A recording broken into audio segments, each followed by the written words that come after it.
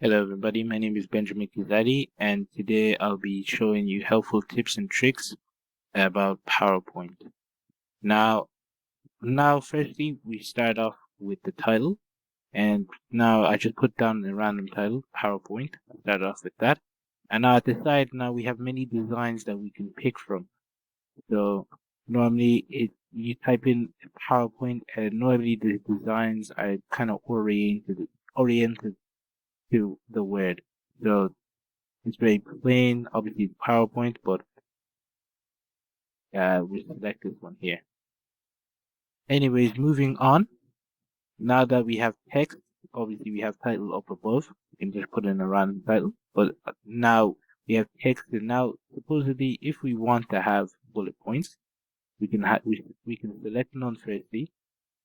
But if we want to put in bullet points, we can put in bullet points like this. You go into home, you select the bullet points over here, and then we can check even hollowed square bullet points as well. We can have those as well.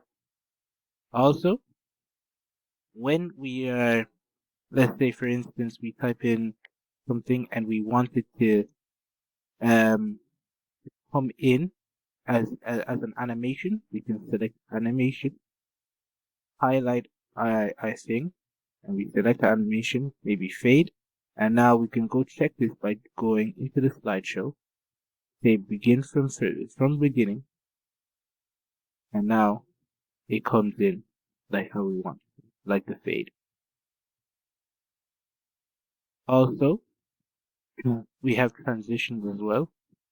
So the way things come in and the way things come out, we press transitions, we press morph, and we select the file that we want.